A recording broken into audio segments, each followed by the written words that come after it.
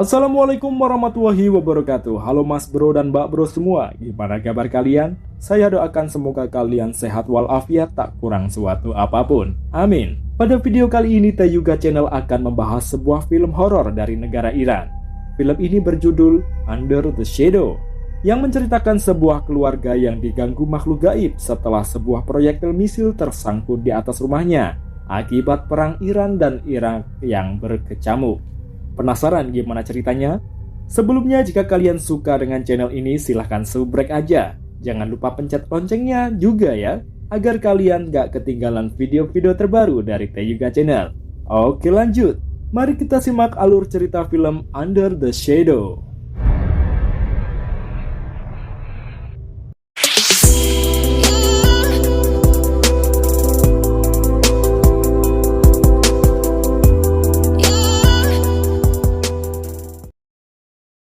Di awal film dijelaskan bahwa perang Iran dan Irak dianggap sebagai perang konvensional terpanjang pada abad ke-20, yaitu berlangsung dari tahun 1980 sampai 1988. Sepanjang konflik, Iran mengalami transisi internal, politik, dan budaya yang sangat cepat. Menjelang akhir dekade, Irak meluncurkan serangkaian pemboman strategis di kota-kota Iran. Iran membalas dengan cara yang sama. Kehidupan jatuh ke dalam kegelapan di mana ketakutan dan kecemasan berkembang. Berlatar di Teheran yang tengah dihujani bom-bom Irak, seorang mahasiswi kedokteran yang bernama Shideh diundang ke ruangan kepala kampusnya. Anggap saja begitu ya. Shideh dilarang melanjutkan pendidikannya karena keterlibatannya kelompok kiri mahasiswa di masa lalu. Shideh pun pulang dengan rasa kecewa, air matanya tak terbendung. Sesampainya di apartemen, dia menyingkirkan sebagian buku teks kedokteran yang lama. Namun dia menyimpan kembali buku fisiologi medis, pemberian dari ibunya yang telah meninggal. Tak lama kemudian, suami Shideh yang bernama Iraj pulang dari kerjanya sebagai seorang dokter. Anak Shideh yang bernama Dorsa menyambut kepulangan sang ayah. Iraj menemui Shideh dan menghibur Shideh. Saat mereka berbicara, tiba-tiba lampu mati. Mereka berkumpul dengan penghuni apartemen yang lain. Dorsa membisikkan sesuatu pada temannya yang bernama Mehdi, yaitu keponakan Tuan Ebrahimi yang baru saja pindah ke apartemen tersebut. Lalu Mehdi juga memberikan sebuah benda untuk Dorsa. Esok harinya ketika Shideh dan keluarga kecilnya sedang sarapan, Iraj memberikan sebuah surat rencana kerja tahunan pada Shideh. Surat itu berisi panggilan ke dinas militer dan ditugaskan menuju daerah pertempuran hebat. Dengan rasa kecewa, tanpa berkata apapun, Shideh meninggalkan meja makan dan memutar video senam. Iraj pun pergi berangkat kerja begitu saja tanpa pamit istrinya. Setelah pulang kerja, Iraj menghampiri Shideh dan memberitahu bahwa dia akan dikirim ke Elam, tempat di tengah-tengah pertempuran. Iraj meminta agar Shideh dan Dorsa tinggal di rumah orang tuanya sementara, karena beredar rumor bahwa Irak akan menggunakan misil. Namun Shideh menolak dengan alasan tak ingin merepotkan orang tua suaminya. Dengan susah payah Iraj membujuk istrinya. Namun Shideh tetap bersikeras akan tinggal di apartemen.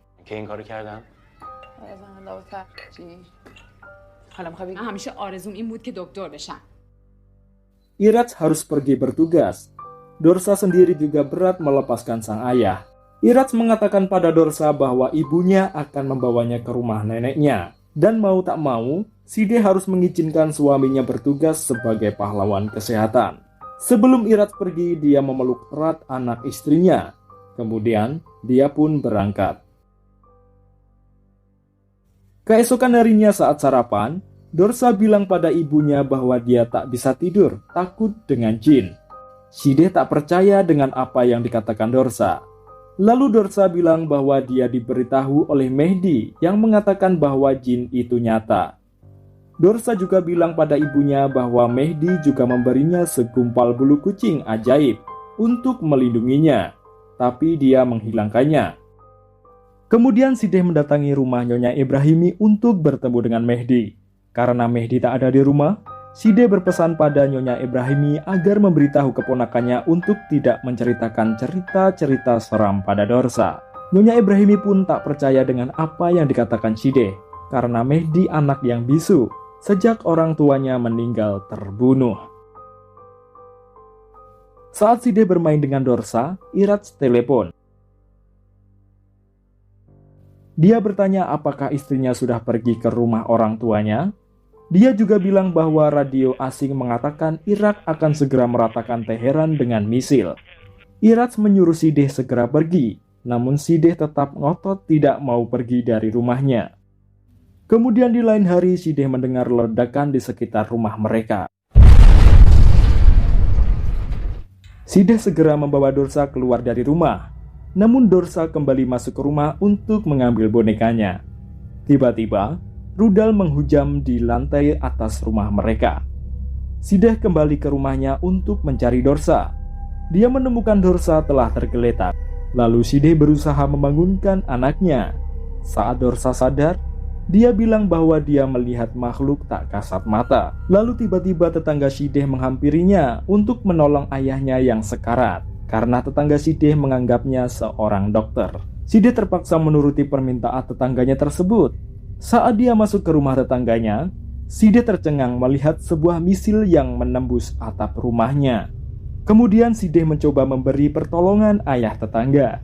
Namun Sideh tak berhasil. Nyawa tetangganya tak bisa diselamatkan. Selanjutnya pengangkatan misil pun dilakukan. Namun retakan akibat rudal tersebut sampai membekas di atap rumah Sideh. Kemudian Dorsa menarik ibunya untuk mencarikan bonekanya yang hilang. Dorsa selalu bilang bahwa jin telah membawa bonekanya. Sideh membelai wajah Dorsa yang ternyata sedang demam dan membawanya ke kamar untuk istirahat. Selanjutnya beberapa orang terlihat menutup lubang bekas rudal yang menganga dengan selembar terpal. Begitu juga dengan Sideh menutup jendelanya yang pecah dengan selembar plastik. Saat Sideh sedang tidur, tiba-tiba Dorsa menghampirinya. Dia bilang kalau sedang mimpi buruk. Ketika dia menenangkan Dorsa, tiba-tiba boneka Dorsa ada di gendongannya. Pintu kamar tiba-tiba terbuka dengan sendirinya. Namun ternyata itu hanyalah mimpi. Dia bangun dan mendengar Dorsa yang menggedor-gedor pintu mencari bonekanya. Dorsa menunjuk ke langit-langit yang retak bekas rudal. Keesokan harinya, Sideh membujuk Dorsa yang tidak mau makan.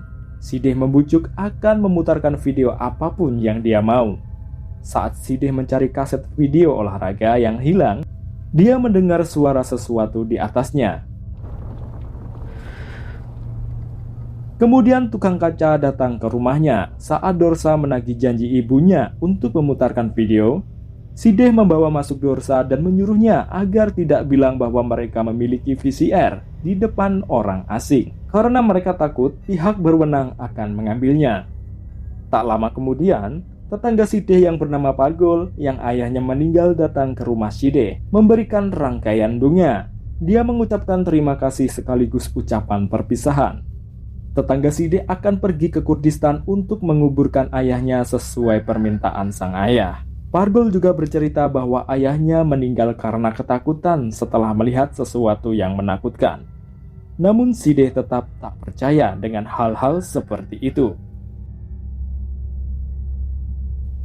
Selanjutnya saat Sideh tidur, tiba-tiba dia memeluk sosok suaminya yang berada di sampingnya. Ketika dia mengajak berbicara, tiba-tiba sosok tersebut berusaha melukai Sideh di dalam selimut. Sideh berlari menuju kamar anaknya. Ternyata Dorsa juga bertingkah aneh. Selanjutnya ketika Sideh membuang sampah, tiba-tiba dia melihat kaset video senamnya berada di tempat sampah dengan kondisi rusak. Dia mencari Dorsa untuk menanyakan hal itu. Ternyata Dorsa naik ke lantai atas dan menggedor pintu tetangga untuk mencari bonekanya. Sideh menenangkan Dorsa. Tak sengaja Sideh melihat Nyonya Ibrahimi mengintipnya. Lalu Sideh pun datang ke rumah Nyonya Ibrahimi. Dia meminta maaf atas teriakan Dorsa yang mengganggu. Nyonya Ibrahimi juga mengatakan bahwa Mehdi juga merasa gelisah. Nyonya Ibrahimi menduga rodal yang jatuh di apartemen bukanlah sebuah kecelakaan. Dia merasa sesuatu ikut terbawa dengannya. Lagi-lagi, Sideh tak mempercayai itu. Dia pun mampir ke rumah tetangganya yang biasa mengasuh Dorsa, yaitu Nyonya Fakur. Di sana Nyonya Fakur sedang berkemas-kemas untuk pergi ke Paris. Sideh meminjam buku yang berjudul Orang-Orang di Udara dan membacanya. Buku tersebut berisi tentang kepercayaan terhadap jin di daerah selatan. Kemudian, Nyonya Fakur pun berangkat ke Paris. Saat tengah malam, ketika Sideh hendak menutup tirai jendela, suatu kelebatan melintas di depannya. Sideh pun kaget dan ketakutan. Keesokan harinya, Sideh membawa Dorsa ke dokter anak. Setelah diperiksa, dokter tersebut mengatakan bahwa Dorsa tidak memiliki tanda-tanda infeksi dari bagian dalam tubuhnya. Ketika Sideh dalam perjalanan pulang, dia melihat Mehdi berdiri di tepi jalan. Dia pun memberinya tumpangan.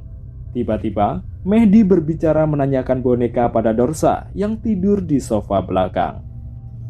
Setelah sampai di teras apartemen, ternyata keluarga Ibrahimi juga akan pergi meninggalkan apartemen angker tersebut.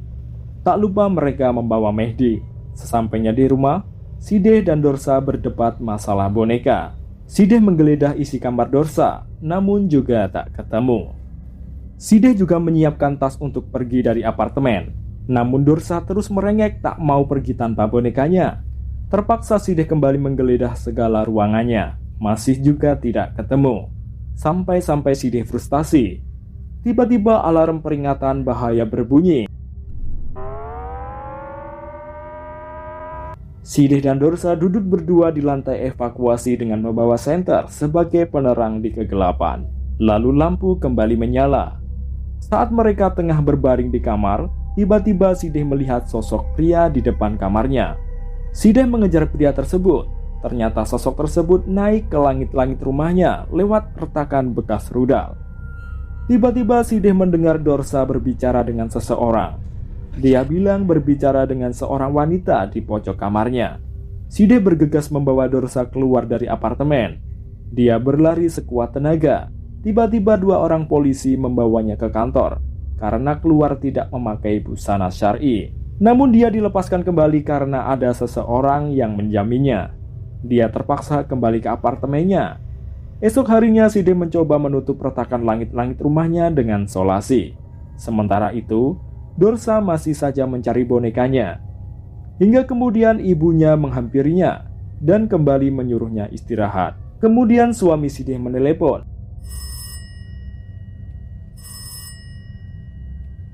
Dia kembali menanyakan mengapa Sideh masih bertahan. Sideh pun mengatakan ada sesuatu yang harus ditemukan. Tiba-tiba seseorang mengetuk pintu. Saat Sideh mengintip, suatu kelebatan melintas. Dia membuka pintu dan mencari sosok tersebut. Setelah dia naik ke lantai 4, dia melihat jin berbalut selimut masuk ke kamar tetangganya.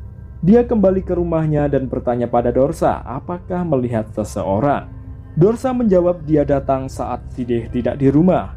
Dorsa bilang dia orang yang baik. Sosok tersebut bilang akan membantunya menemukan bonekanya.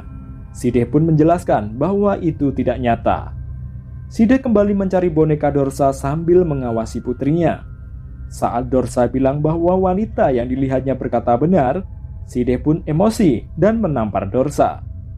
Dorsa berusaha membalas sang ibu. Tiba-tiba, suara gemuruh terdengar di atas mereka. Ketika Dorsa tertidur, Sideh menjaganya dengan membawa sebuah pisau. Kemudian dia berlari keluar kamar dan melihat Dorsa duduk di kursi menatap cahaya dari lubang bekas rudal dengan mulut menganga. Lalu iblis menghalangi Dorsa dari pandangan ibunya. Namun ternyata itu hanya mimpi Sideh yang tertidur di depan pintu dekat tangga. Ketika Sideh mencari Dorsa di kamar, dia mendapati Dorsa di bawah tempat tidur. Dorsa mengaku mendengar suara-suara. Tiba-tiba, suatu gerakan terlihat di ruang tamu. Sideh kembali mengangkat telepon dari suaminya, namun Irat malah mencaci maki Sideh.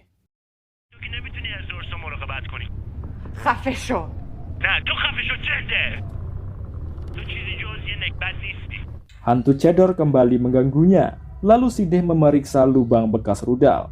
Ternyata terpal penutupnya terlepas. Dan di situ Sideh melihat buku pemberian ibunya di dasar lubang tersebut. Ketika dia membuka laci, boneka Dorsa berada di situ dengan kondisi terpotong-potong.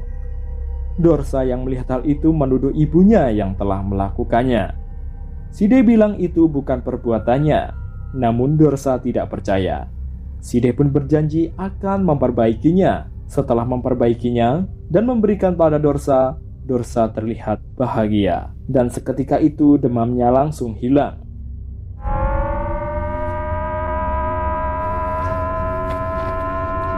Tiba-tiba alarm peringatan kembali berbunyi. Lampu mati.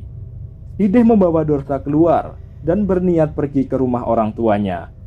Saat mereka menuruni tangga, Shide mendengar teriakan Dorsa dari dalam rumahnya, minta tolong.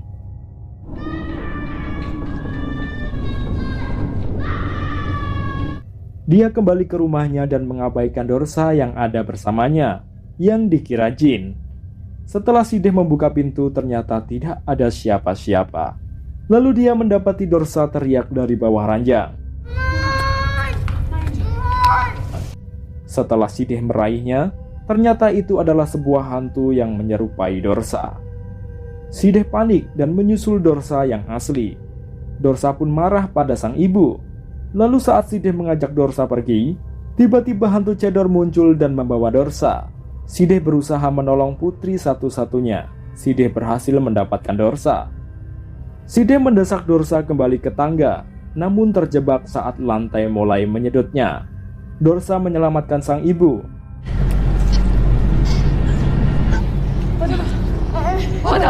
Kemudian mereka menuju mobil untuk pergi. Shide menabrak pintu gerbang dan berhasil kabur. Namun ternyata boneka Dorsa terpisah dengan kepalanya yang tertinggal di tangga apartemen. Begitu juga dengan buku Shide, pemberian almarhum ibunya, yang masih tergeletak di dasar lubang bekas rudal. Dan film pun berakhir. Demikian rangkuman alur cerita film Under the Shadow, kawan. Film ini berhasil menampilkan suasana yang menakutkan, bikin bulu kuduk merinding. Semoga kalian terhibur. Saya akhiri, wassalamualaikum warahmatullahi wabarakatuh.